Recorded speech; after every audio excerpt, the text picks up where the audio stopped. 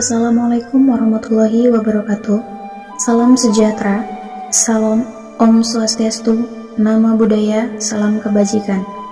Kami dari kelompok 4 yang beranggotakan Ayu Puspita, Rizky Vanessa, Rangga Arya Pradana akan mempresentasikan tugas Sejarah Nasional Indonesia 6, yaitu Orde Baru dan Masa Pembangunan dalam pelaksanaan Undang-Undang Dasar 1945 dan Pancasila secara murni dan konsekuen. Dosen pengampu Dr. Andes Muhammad RB, MPD. Adapun pembahasan yang pertama akan dijelaskan oleh Rizky Vanessa, dilanjutkan oleh Rangga Arya Pradana, dan terakhir Ayu Puspita. Orde Baru merupakan sebuah era yang merupakan kelanjutan dari Orde Lama yang telah berakhir. Orde Baru juga merupakan sebuah istilah yang digunakan untuk memisahkan antara kekuasaan masa Soekarno, Orde Lama, dengan masa Soeharto sebagai masa yang menandai sebuah masa baru setelah pemberontakan PKI tahun 1965. Salah satu penyebab berakhirnya masa pemerintahan Orde Lama adalah meletusnya gerakan 30 September PKI atau bisa disingkat sebagai G30 SPKI. Yang pertama, lahirnya Orde Baru. Lahirnya Orde Baru ini dilatar belakangi oleh runtuhnya Orde Lama, tepatnya pada saat runtuhnya kekuasaan Soekarno yang lalu digantikan oleh Soeharto. Orde Baru lahir sebagai rezim yang ingin mengoreksi penyelewengan terhadap Pancasila sebagai dasar negara dan Undang-Undang Dasar 1945 selama masa Orde Lama. Salah satu penyebab yang melatar belakangi runtuhnya Orde Lama dan lahirnya Orde Baru adalah keadaan keamanan dalam negara yang tidak kondusif pada masa Orde Lama, terlebih lagi karena adanya peristiwa pemberontakan G30 SPKI, menyebabkan Presiden Soekarno memberikan mandat kepada Soeharto untuk melaksanakan kegiatan pengamanan di Indonesia melalui Surat Perintah 11 Maret atau bisa disebut sebagai Super Semar. Apa saja arti penting Super Semar bagi bangsa Indonesia? Yang pertama, menjadi tonggak lahirnya Orde Baru. Yang kedua, dengan Super Semar, Legend Soeharto mengambil beberapa tindakan untuk menjamin kestabilan jalannya pemerintahan dan revolusi Indonesia. Yang ketiga, lahirnya Super Semar menjadi awal penataan kehidupan sesuai dengan Pancasila dan Undang-Undang Dasar 1945. Ada beberapa langkah penting yang diambil pemerintah Orde Baru. Yang pertama, membubarkan PKI dan menghancurkan PKI dan ormas-ormasnya. Yang kedua, konsolidasi pemerintah dan pemurnian Pancasila dan Undang-Undang Dasar 1945. Yang ketiga, menghapus dualisme dalam kepemimpinan nasional. Yang keempat, mengembalikan kestabilan politik dan merencanakan pembangunan. Yang kelima, menyelenggarakan pemilihan umum. Yang keenam, menyederhanakan partai politik. Yang ketujuh, melaksanakan sidang umum MPR 1973. Yang kedelapan, melaksanakan pembangunan di skala bidang kehidupan. Bab selanjutnya akan dijelaskan oleh Rangga Arya. Keadaan masyarakat selama masa Orde Baru. 1. Ideologi. Takut akan kembalinya ideologi komunis di Indonesia, Orde Baru bertekad untuk melaksanakan Pancasila dan Undang-Undang Dasar 1945 secara murni dan konsekuen. Namun, yang dilakukan oleh Orde Baru adalah menjadikan Pancasila sebagai ideologi yang tertutup. Meskipun Orde Baru sering mengatakan bahwa Pancasila adalah ideologi terbuka, Pancasila dijadikan sebagai satu-satunya ideologi yang seolah-olah ideologi lain tidak bisa masuk ke dalam Pancasila. Organisasi apapun harus berdasarkan Pancasila, jika tidak akan dijebloskan ke penjara. Selama Orde Baru juga terjadi indoktrinasi Pancasila secara intens yang bersifat berlebihan dan membosankan. Yang kedua, melihat situasi politik yang kian memanas, DPR berpendapat perlu dilakukan penyelesaian politik secara konstitusional.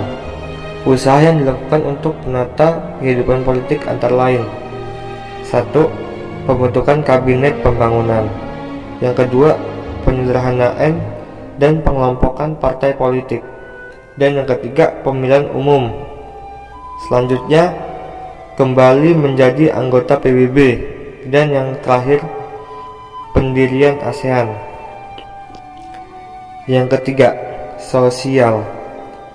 Pemerintah Orde Baru memperluas kekuasaan mereka atas kehidupan sosial masyarakat melalui tentara. TNI memiliki struktur organisasi yang menempatkan mereka sampai ke desa-desa. Dengan struktur ini, TNI mengawasi dan mempengaruhi seluruh kehidupan sosial warga negaranya. Tidak mengherankan TNI bisa menyusup ke dalam kelompok-kelompok sosial untuk memastikan bahwa mereka tidak membahayakan negara. Yang keempat, kebudayaan. Pemerintah Orde Baru mendefinisikan kebudayaan nasional sebagai puncak-puncak kebudayaan daerah. Dengan demikian, kebudayaan daerah yang dianggap bertentangan atau membahayakan kebudayaan nasional akan dihapus atau dilarang. Pemerintah juga mengontrol kerja dan produksi kebudayaan. Yang kelima, ekonomi.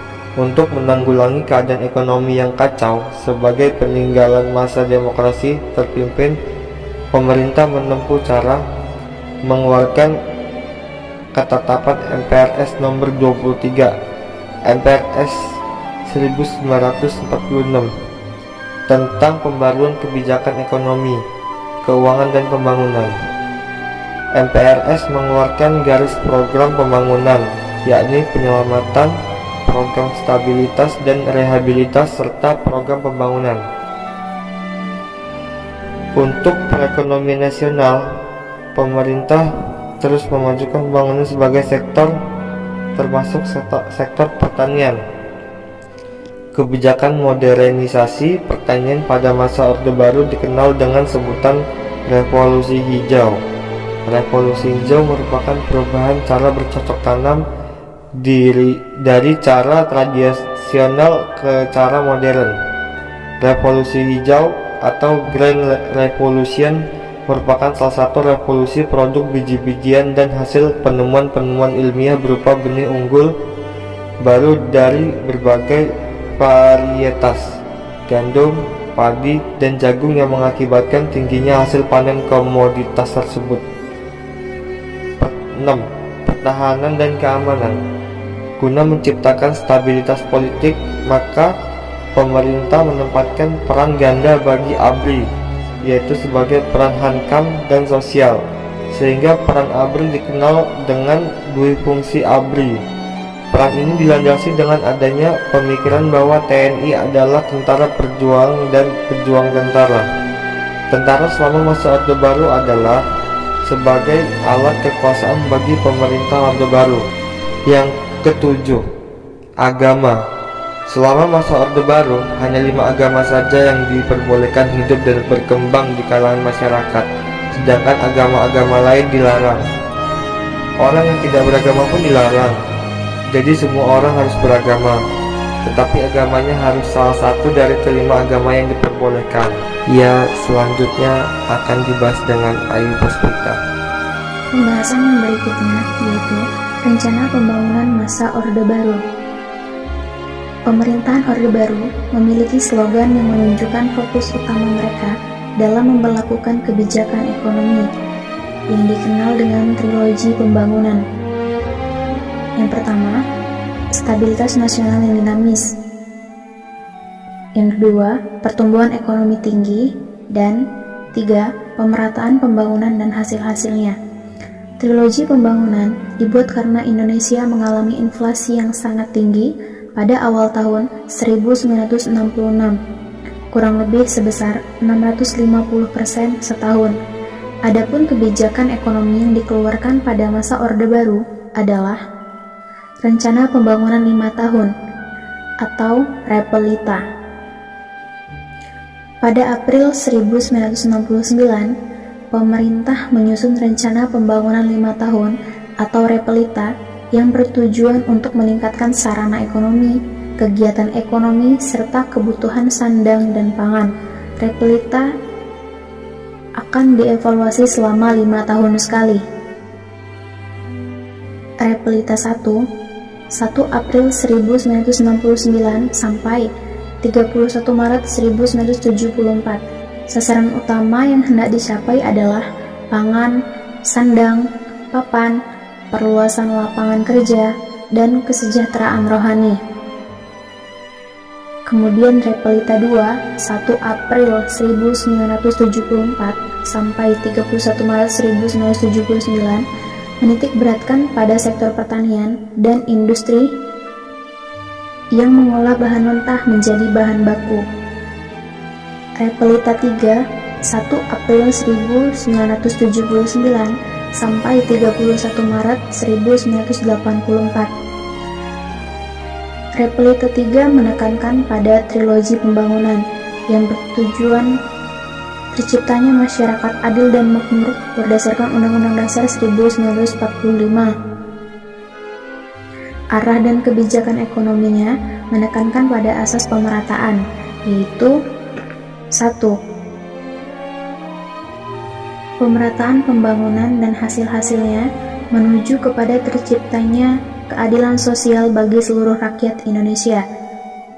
Kemudian yang kedua, pertumbuhan ekonomi yang cukup tinggi. 3. Stabilitas nasional yang sehat dan dinamis.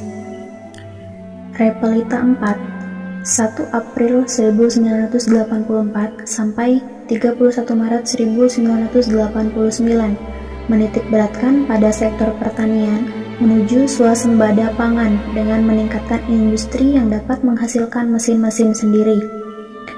Repelita 5, 1 April 1989 sampai 31 Maret 1994 menitik beratkan pada sektor pertanian untuk memantapkan swasembada pangan, meningkatkan produksi pertanian, menyerap tenaga kerja, dan mampu menghasilkan mesin-mesin sendiri.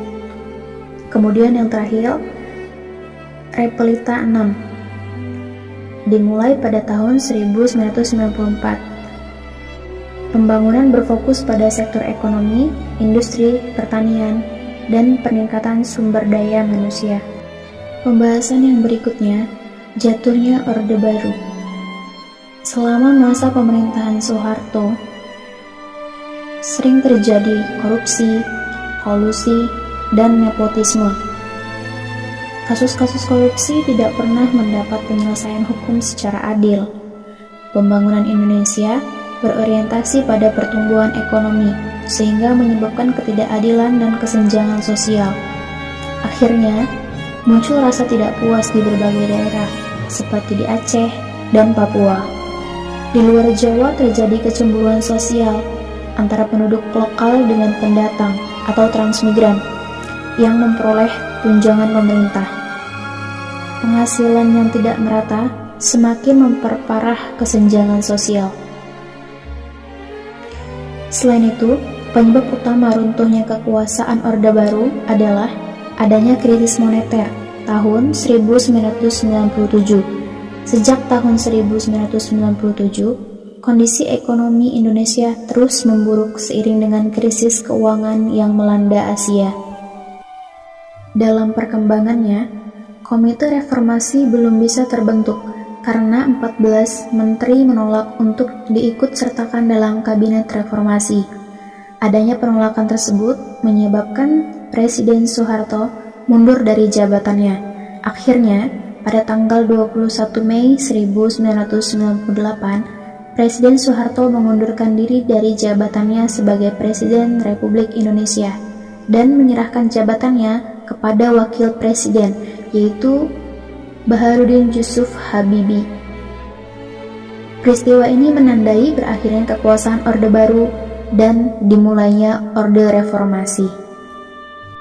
Sekian presentasi yang kami paparkan. Atas perhatiannya diucapkan terima kasih. Wassalamualaikum warahmatullahi wabarakatuh.